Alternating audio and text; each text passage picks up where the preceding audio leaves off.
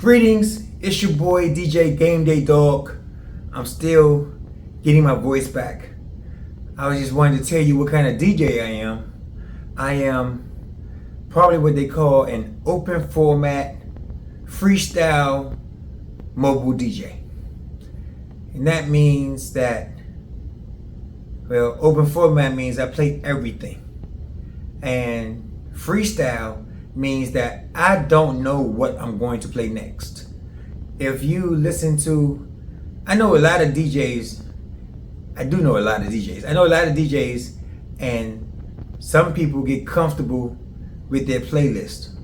Like if you hear one guy DJ at a club, and then he does a party, and then you see him again at another spot, and you can almost predict what he has in his lineup that he's going to play next.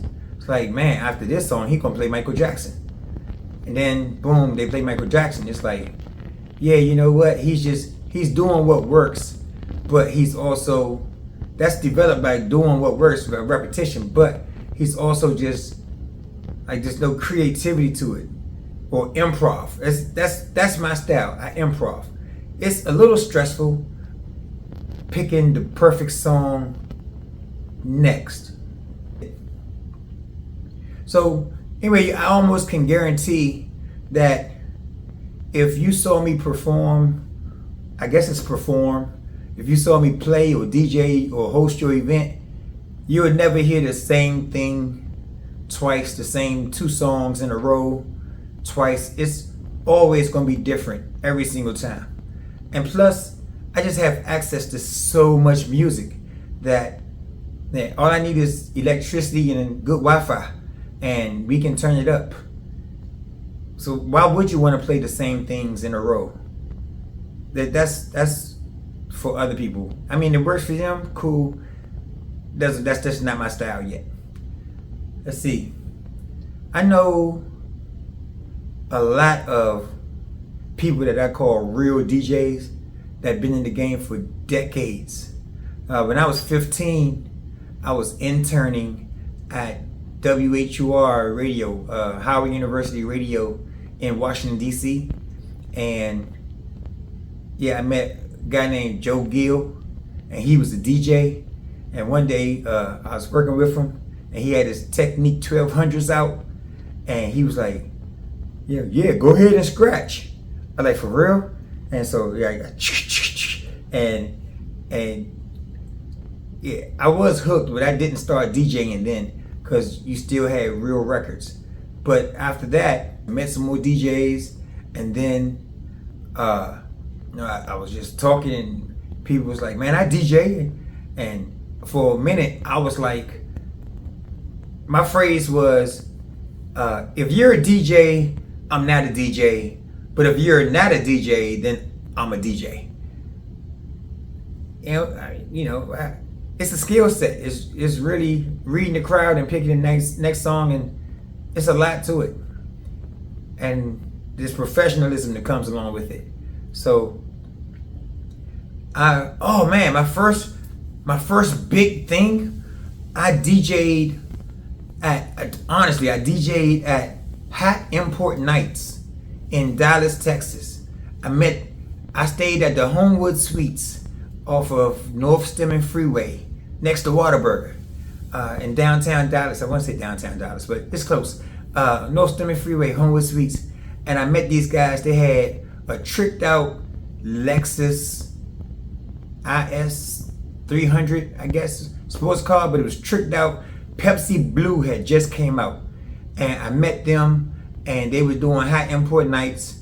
And I was like, well, can I, and we talked, and I went out and I DJ'd the booth for them. So while they were showing off the car and the aftermarket parts, I was playing the music. And it was cool too, because at that event, nobody from corporate was there, and I could play whatever I want. But then the last show they had was in Atlanta, Georgia. And that's where they had headquarters there, and corporate came out, and I played totally clean music for like 3 hours. That was fun. I wish I had kept in touch, but that was like, jeez,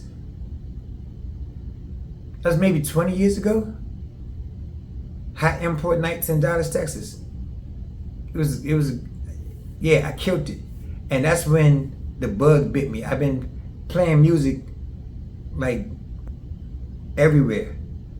See, and I listen to all genres. One of my first career paths in 2000 was, I started driving semi trucks. And as you cross the country, my trainer, he would listen to different music, and he was a country guy. He was from San Antonio. Big John something. I don't remember his last name, but me and John, he would listen to country music. That's when I found, there's a song called "It's a Great Day to Be Alive."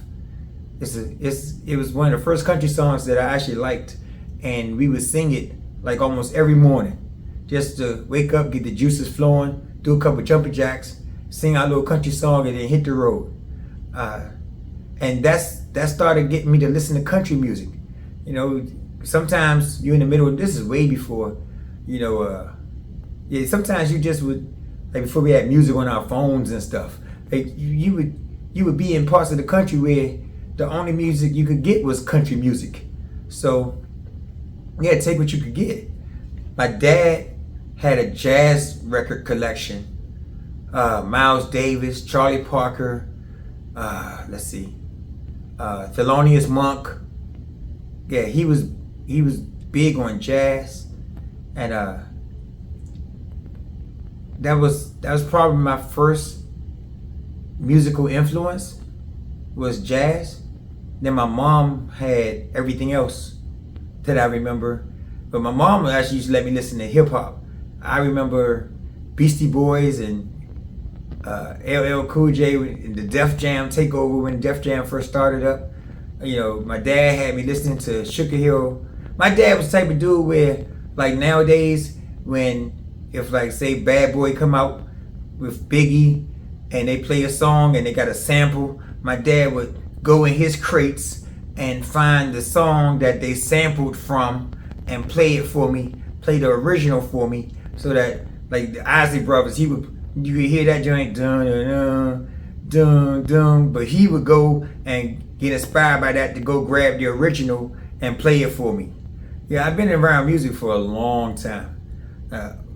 I say that, man, I've been around music for a long time. You can trust me to make your event.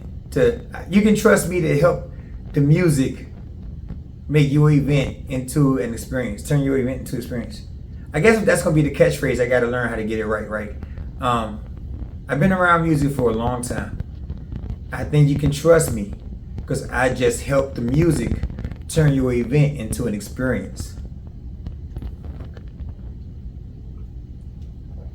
So I'm your boy, DJ GameDayDog.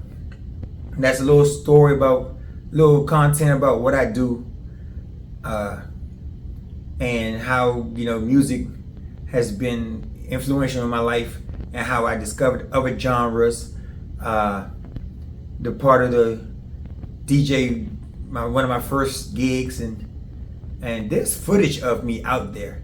I just don't have any of it. Like for most of the times when I actually bring my equipment out, I've never been like, hey, make videos of it. Like, this is what I really need to do. So yeah, no, that's it. I just been around music for a real long time, and the introvert in me is like, stop talking. So about to tap out. Also, I don't take this, I take it professionally, but I'm not too serious with it. So if you guys, like a lot of DJs have rules where they don't play the same song twice. If you want to hear, it's your party, so it's your event. So if you want to hear, WAP or I don't know, something by Glorilla, or even like the Clips. If you want me to play Jay-Z and Beyonce like 5 times in a row, I got you. 5 times in a row, baby. I don't care. Let's have a good time. So yeah, I don't follow the rules. And I know a lot of DJs. I'm not even gonna get started. But just thanks to everybody who inspired me and gave me some advice and tips, and try to get me to stop being, I guess, shy, and to start sharing my talent with the world. But I hate this content stuff. And yeah, let me do your event so I can get some more content, and that's a win-win for both of us. The price is gonna be right, so at least hire me now in 2023, 2024, before I become full of myself, and I need $1,000 just to turn on my laptop. Like, come on, man, let's have some fun. No event too small. Let's have a good time. I just want to help the music turn your event into an experience. See, I got it right that time. This your boy, DJ GameDayDog. And yeah, I'm out. Peace.